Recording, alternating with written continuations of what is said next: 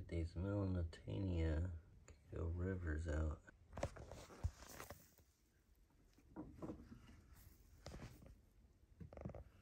All while trying to hold a camera. Alright, so here we got the play-by-play. I've got myself a decent sized net here. I got some Anubias working with some stems up in a corner as I pack in the rainbow fish, keeping the slight angle between that exit and the other exit from both sides.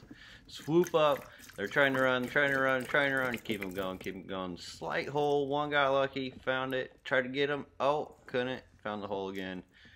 But not a bad run for the first swoop.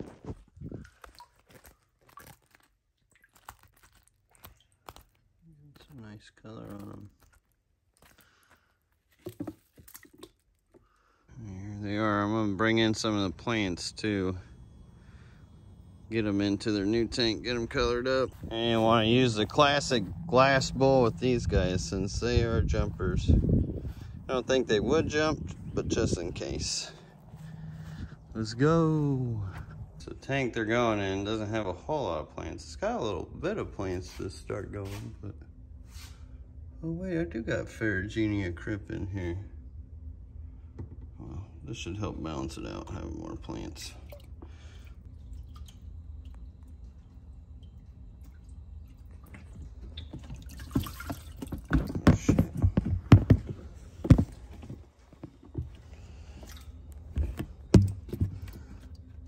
Cotton plants.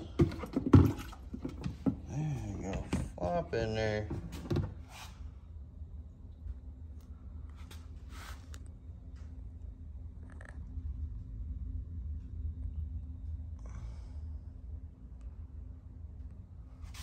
Placo took off like what? No.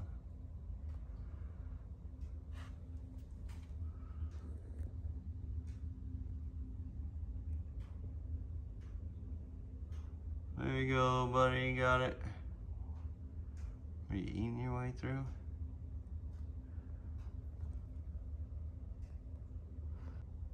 And as far as these plants, I think I'm gonna leave it a floating hodgepodge like this and just see how it grows out on top.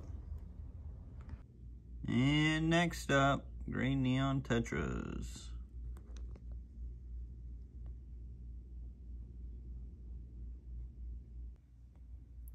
Beautiful little tetra. Had to use 2 nets for these guys. Went ahead and brought the plants with me from them as well, which will work good for low light. Mosses and ferns are great for ambient low light. And these guys just keep exploding out with babies. It's getting crazy. I need more tanks. Back to building more stem valves. Got more 20 gallons to do. And learn guppy racks. And there's still one rack I gotta get up, which will be the rack that goes where that drying rack is. So I need 3 more. I need a rack just like this next to that. And that'll complete that whole section. Then I can plumb it. Did you know you can actually float most aquarium plants? Which this topic I actually made another video out. I will link it at the end of this video. Why would I do that? A different way to keep aquarium plants. Got a few more parts ordered for the plumbing build. That's just touching the surface. So, I mean, I'm guessing there's been a few thousand parts to this. Also got some more parts made here. Going for the intake of the guppy inlet racks here. And the outflow of the shrimp racks. Alright, shipping is done. Thank you all so much for the orders and support. Time to get back in the grind of plumbing. And it's been about a week and time to get into this breeding tank. You can see it's got a nice tan and black water color to it. This is where I had the Fundalo Pancheks, the Blue Galaris, and then now the Shelis. Oh, I got a light on it. Now y'all can see it better. These guys are always hiding. I never see them in here. I don't know if they bred in here. They have been eaten. They finally ate all the mosquitoes. I got bit by a few of them. Time to check the mops and pull them out.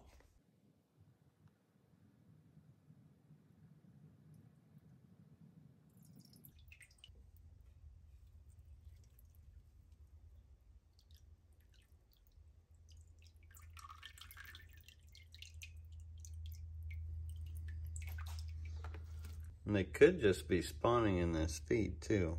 There's one right in the middle there. They blend in so well. That's the female.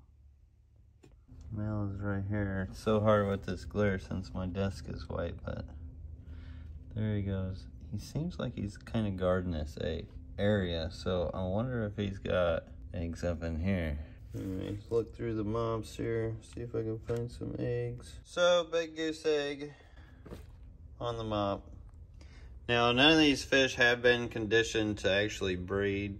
They've been in quarantine for a long, long time. And I wonder if the fact that there's enough natural material in here, it's a lot harder to target breed them into these mops. But I'm gonna keep trying. I'm gonna see what happens. Now that I got my fish room organized, I got space to separate them and condition them.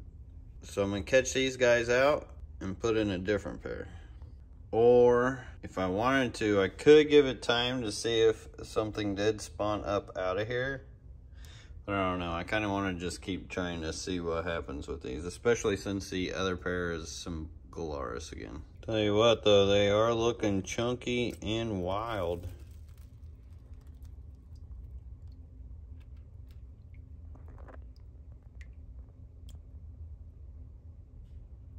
Definitely been packing on some size. Beautiful pair. I almost don't think I need to separate them. I need a better tank, a different tank for them. I may have one. I got one for them.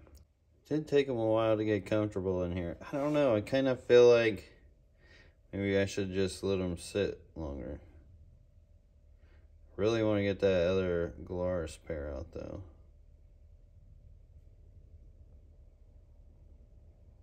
I think I'm gonna keep them in. I changed my mind. Some nice tea looking water though. Oh! Well, that sucked. I almost didn't even bother with that shot. Oh well, it is what it is. Got it dried up. But anyways, going with something a little different now. I did have the other spawning mop there, but I'm gonna go ahead and put them both back here. There's the male. He's just like, what was that even all about? Total harassment. Sorry, my guy. Look, you got your spot. You went back to the same spot though. Very keen to this rock spot. The female, she's hiding in there, which is where I put both of the spawning mobs. Kind of hard to tell with the glare. This way, I think. You'll give them better separation in the tank. So like the male's hanging out here, the female's hanging out there. Maybe they'll meet in the middle. Plus it's a little tighter. It will help with predation. Like before they could get around the full of the mop, but now they can like get up into it. So we'll see if that actually makes a difference. Even though the female's with them now. So for all I know, they could be more into peat spawning than mop spawning. Which means I'd want to target them with a container of peat full of this inside the aquarium. That way they can lay their eggs in the peat. Then I can pull it out and then put it in another tank or check it for eggs and incubate them. That would require a complete rehaul of an aquarium to where I would just want like sand in it. Yeah, some killies are peat spawners and some are mop spawners. Check out my Jack Heller Killifish video fish room tour. It's full of awesome information about these guys. The blue Galaris' tail all healed up, doing better. I got another female inside I was going to try to breed them with, but